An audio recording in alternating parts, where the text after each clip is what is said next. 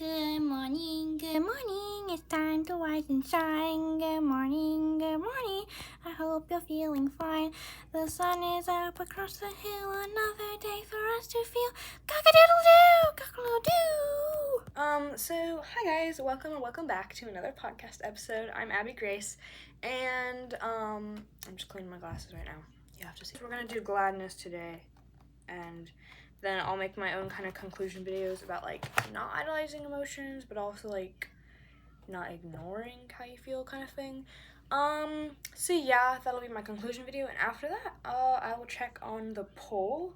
So if you haven't voted, go vote, and whatever the highest voting one is on the next episode, I will do that after the conclusion video, and we'll finally be done with this.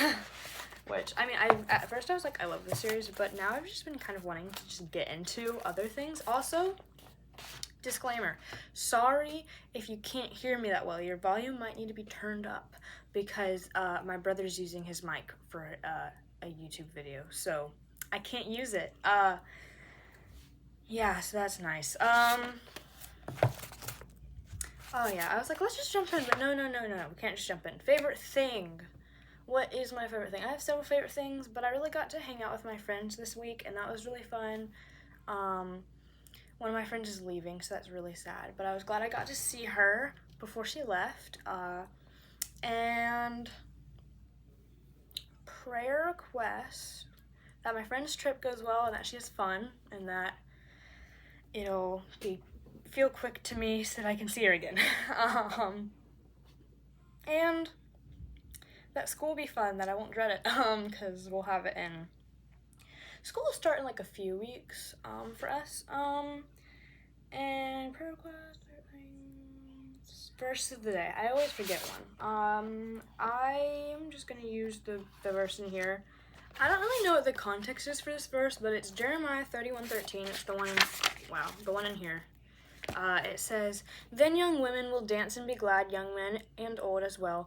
I'll turn their mourning into dancing. I will give them comfort and joy instead of sorrow." I think that's NIV. But yeah, let's just go and jump in. So, okay. It says, "Wherever there is hope, there is gladness. Wherever hope is fulfilled, there is more gladness." Gladness comes to those who know and persistently pursue their desires. To find gladness, we need to be vulnerable to our heart's intentions and pursue desires that we know in our hearts to be true, noble, right, pure, lovely, admirable, and excellent. Knowing our heart's intentions and desires requires feeling fully, for every feeling identifies our needs and illuminates our desires. Gladness, then, is a result of our willingness to feel the other 7 feelings. Hurt speaks to our desire for healing and wholeness. Loneliness speaks to our desire for a relationship. Sadness speaks to our desire to honor and value what matters to our hearts. Anger speaks to our desire to risk and accept pain in order to achieve. Fear speaks to our desire to be prepared, choose wisely, and succeed. Shame speaks to our desire to have abundant life and the understanding of our limitations and to serve something greater than ourselves. Guilt speaks to our desires to be reconciled and unburdened so we can live in the freedom of forgiveness. And gladness comes as a result of our willingness to experience our whole hearts in successes or failures. Gladness speaks to the gratification of having our desires fulfilled and even to our willingness to have desire itself. Gladness versus happiness. Gladness is not about being happy or getting what we want. The word happiness finds its origins based in the word happenstance, which means that circumstances dictate our sense of well-being or serenity. Happiness controls externally. Gladness is about desiring deeply and having willingness to walk through pain in the pursuit of desire.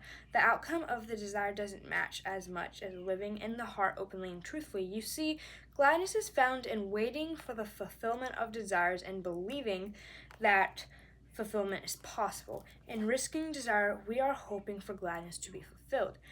But even if the desire is not realized, the hope will be and gladness will still be experienced. So I think what it's saying is, let's just say you're going through a hard season, and all you want is just to get out of this hard season, right?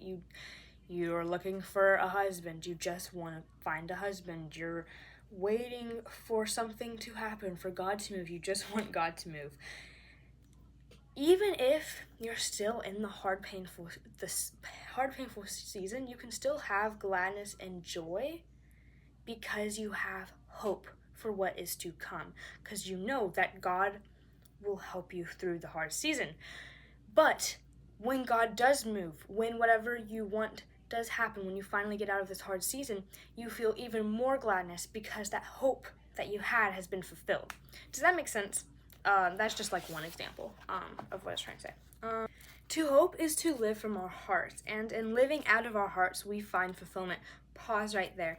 It's not saying do whatever your heart wants, because sometimes our hearts can want worldly things, and sometimes what our heart desires isn't always okay, and we have to realign it with what God wants for us. And what it's basically saying is that to hope is to live from our hearts. It's basically saying like feeling and acknowledging all the emotions, because a lot of times people ignore their emotions and ignore their hopes and dreams, and so it's saying that when we hope, it's because we've experienced and acknowledged what we feel and aligned it with what God says. I think that's I think. As frightening as it may seem, gladness is not about outcomes. It's about living fully. Sometimes even our hopes are dashed and we're left feeling sadness and hurt. Now he gives a kind of sad example. So I'm gonna read that one. My sister deeply this is his word, this is his example. My sister deeply loved a man from the moment they met, but it wasn't until 20 years later that they were married. 6 months after their wedding, he died, that's just so sad. Her dreams and desires for them evaporated like a mist. Today, after walking through her deep grief, she would not trade those 6 months for anything. Wow. Of course, she would choose him over the grief, but in her desire to love and be loved, she found fulfillment in her willingness to live from her heart. She found gladness as she walked through the other feelings. That's important, because I think a lot of this is saying you feel gladness when you've experienced all the other emotions and haven't ignored them and have aligned them with God, because not denying how you feel, not idolizing them. Don't idolize them. True gladness comes as a gift of living our lives to the fullest, but it is in the pain that we receive the gift. Gladness comes through the risk of getting hurt and of not being in control. In this way, gladness takes great risk, courage, vulnerability, and trust. Gladness then is born out of brokenness and pain, brokenness of self-sufficiency, self-protection, and self-will, and the pain of waiting and not having desires realized. Brokenness and pain bring us to the gifts that we can come from admission and surrender to our vulnerability, neediness, and dependence. Alone, we are not enough, and we never will be. I think that's interesting, because you know how there's happiness, there's joy, there's gladness. And we'll dive into the differences, but happiness, is kind of like I'm happy, and you feel happy a lot sometimes. But gladness, I think, is when you are just glad overall. And it's interesting because even after experiencing pain, you can feel glad. Or maybe it's kind of like joy, I guess. But it's interesting because gladness can often come through feeling pain or going through a waiting season or just hard times. And then you feel the gladness and the peace that comes from acknowledging your emotions and feeling, not idolizing your emotions, not putting what you feel above God, because that's not what I'm trying to say here. If you understand, you understand, I think. But, yeah. Gladness requires us to honestly struggle and accept that life is full of mystery, revelations, joy, confusion, elation, tragic losses, powerful reunions, restorations, divisions, passions, and pains. Living life on life's terms also requires us to recognize that we have very little control over it. When the walls of our hearts When the walls around our hearts are broken down, we are set free to experience and choose full living. We are needy, dependent creatures who need to surrender our hearts so that we can experience how we are made to be in relationship with ourselves, others, and especially God. I think that's important because it's saying, like, we need to surrender how we feel a lot. Like, sometimes how we feel isn't always the best, and sometimes we need to go to God and say, hey, I feel this way and I don't really know what to do, you know? Like, I feel like surrendering is just so important because it can allow God to enter in to your life and experience these emotions with you, like be there with you and help you to navigate through them, if that makes sense. When we do this daily, we begin to experience life through the heart, and we begin to experience the heart of God. That's actually important. When you surrender daily, you begin to live life through the heart, which at first you're like, whoa, hold on, what does that mean? But then it says that when you surrender daily to God, you experience the heart of God. So it's kind of like your heart goes from a worldly, ignorant kind of heart, to a heart that seeks God in all things. We recognize that while life is often depressing, frustrating, and frightening, it is also wonderful, magnificent, and glorious. Living life on life's terms is the realization that much, if not most, of life and its joys occur around pain and loss. Living life on life's terms allows us to face the fact that we aren't in control and that our dreams may never come true, and even if they do, we will keep moving past them once we obtain them. By living on life's terms, we develop much more wisdom and ability to feel the other 7 feelings. These feelings are made for life's fulfillment in relationship, which brings joy.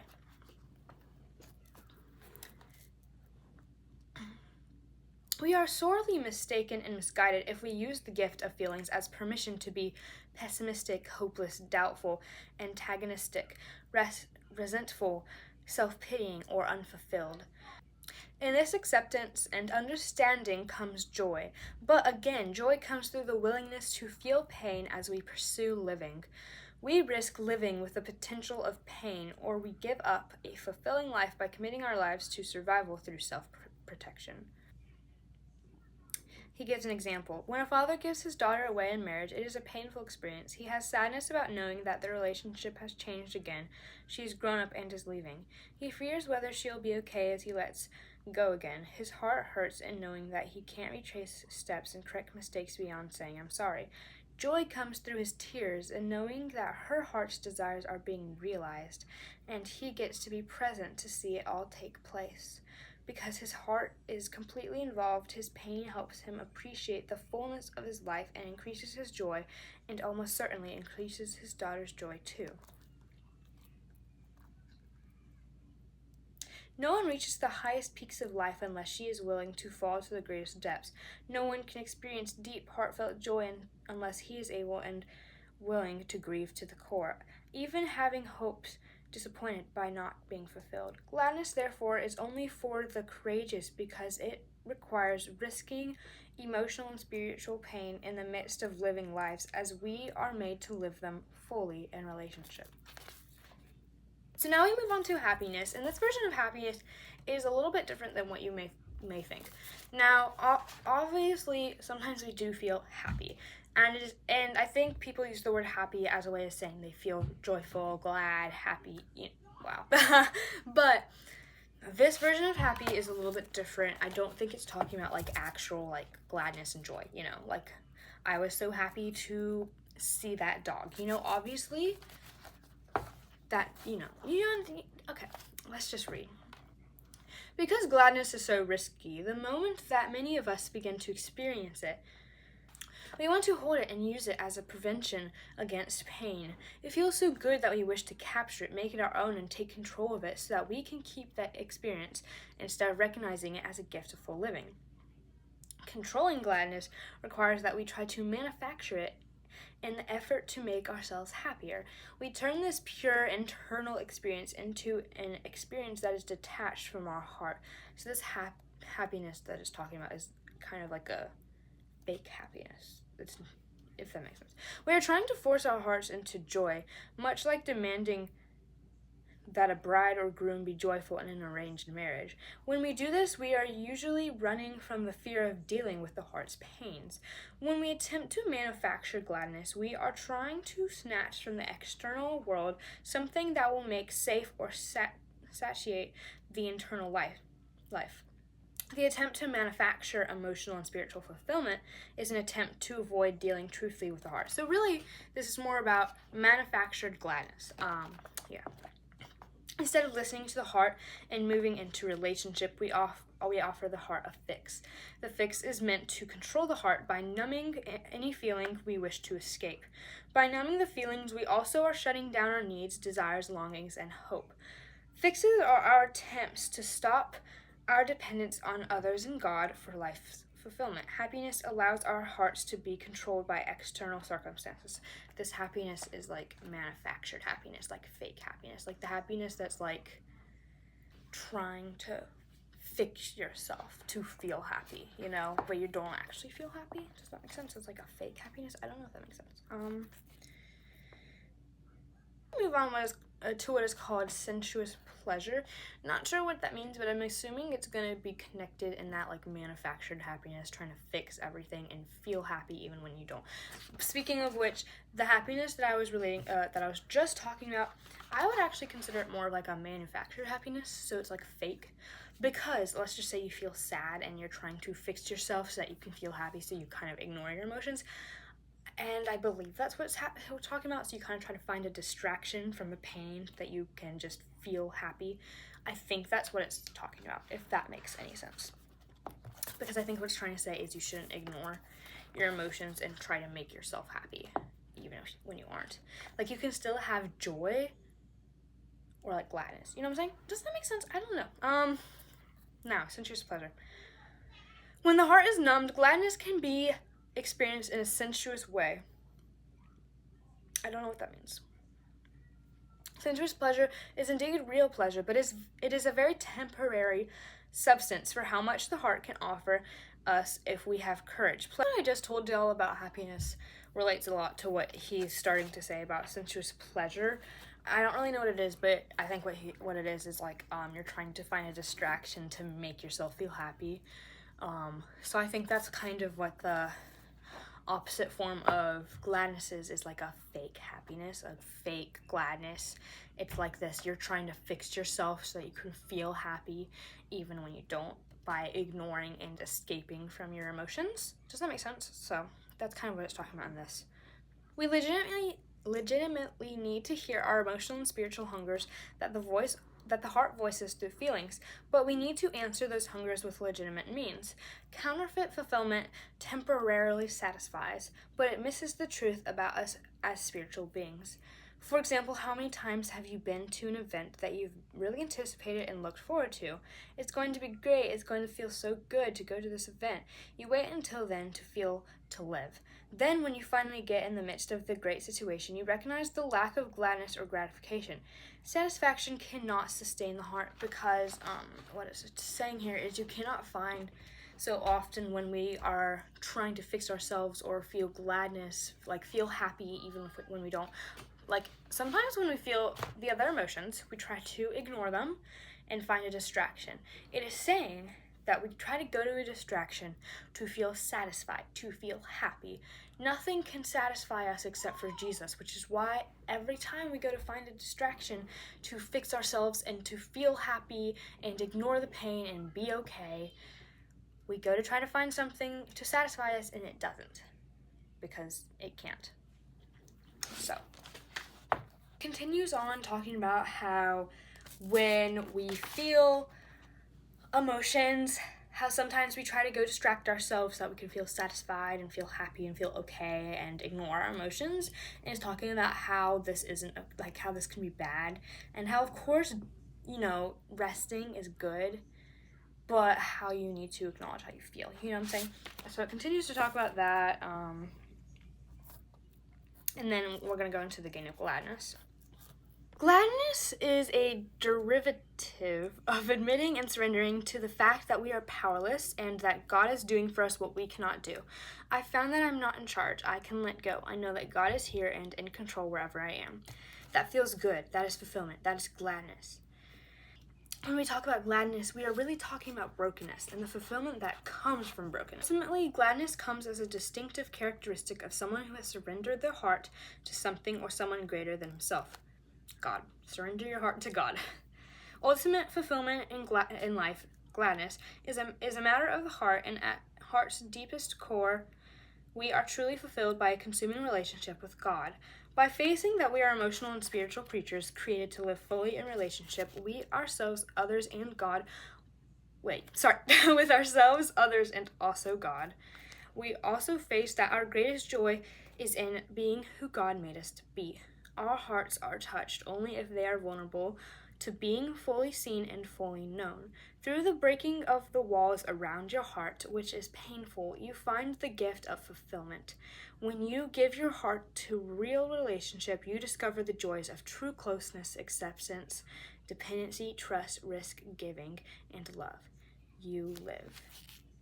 So I think this chapter was talking, when it talks about gladness, I think it's really talking about, so let me just break this down for you, because I feel like I haven't really done that lately. So it talks a lot about manufactured joy or gladness or whatever, and I think I kind of already explained that, how it's basically like finding a distraction to the pain you feel. If you're feeling an emotion, you go do something to distract yourself from it, to feel good, to feel happy, to feel satisfied. But then you're like, oh my goodness, I don't feel satisfied, I need to go find another distraction.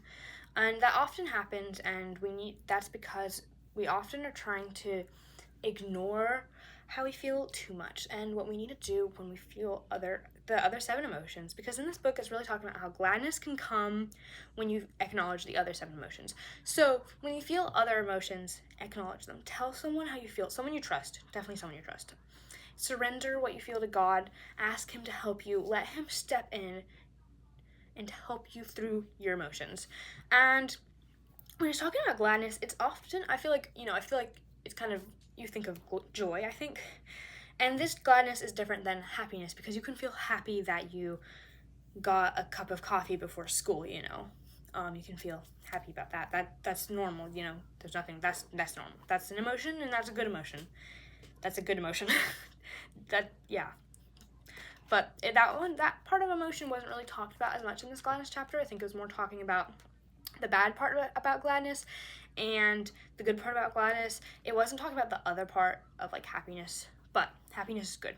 But when it talks about gladness, I think it's talking about how gladness is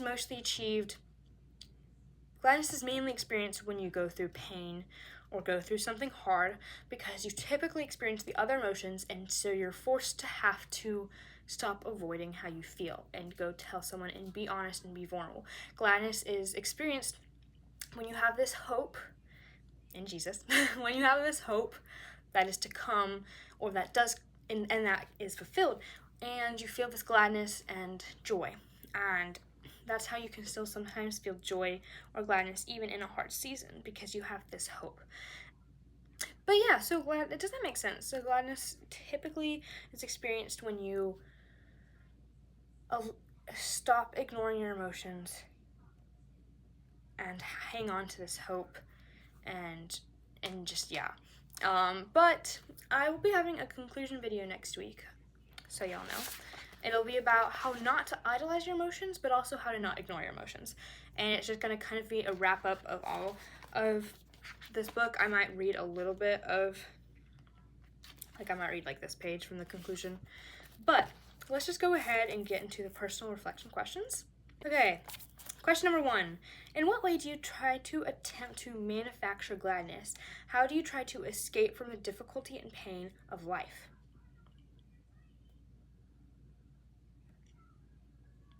Do you try to make those whom you love happy? If so, in what ways? How is this behavior harmful in relationships? Let me explain that to you. You don't want to try to fix people, because you need to let them feel how they feel. But when they feel, let's say they're sad, you don't want to just be like, oh yeah, you're sad, let me try to just make you happy, you know, because that's kind of not the best, just trying to make someone happy, because it's not like, they're still sad, if you're trying to like make them happy, that they don't get to be vulnerable, you know. So if they're like feeling a certain way, that gives you an opportunity to just step in and be there for them. Maybe give them advice, but it kind of depends on the situation, because you don't want to just preach to someone who needs a hug, you know what I'm saying? I heard something like that somewhere, so that's not exactly my own words, but so you don't want to like try to fix someone. So that's kind of what it's talking about. Like, do you ever try to fix someone when they're feeling a certain way? Do you even try to like, you know, fix yourself? Let's see. How is your emotional and spiritual pain an intricate part of your emotional and spiritual joy? So how does your pain impact your joy, I guess? How is it an important part of your joy, experiencing it? And then another question, have you ever experienced joy in the midst of a painful experience? If so, describe it. If not, in what ways did you defend your heart from the pain? Last question, is the joy of love, the celebration of being fully alive in relationship, worth the pain? So yeah, that's the end of this Gladness chapter, but there will be concluding video next week. Gladness videos this week. Please, if you haven't voted on the poll, go vote. I need to figure out what video I need to do afterwards. And I'm really excited for that, because I don't know, it's been a while since I've actually gotten to just speak from my own words, and so that'll be really fun. What did y'all think of this emotion series? I know it's obviously different than my first 2 episodes, because in my first 2 episodes I actually got to say my own words, but in this series I was just like, here's a book, we're reading it, you know. I was just like this the whole time. Which was your favorite episode from this emotion series? Obviously most people will probably not love the emotion series as much as my other videos, but that's fine. I just wanted to speak to certain people who need to hear that it is good to be vulnerable about your emotions, because often I know a lot of people who try to push down and bottle up their emotions instead of letting themselves feel it and acknowledge it and surrender it, you know what I'm saying? Which I will be talking about, like, I'll do a wrap up next week. Don't miss that, that'll be important. And then vote on the poll. If you have any prayer requests, favorite things, favorite book of the Bible, favorite Bible verse, favorite episode from the series, let me know in the comments, okay?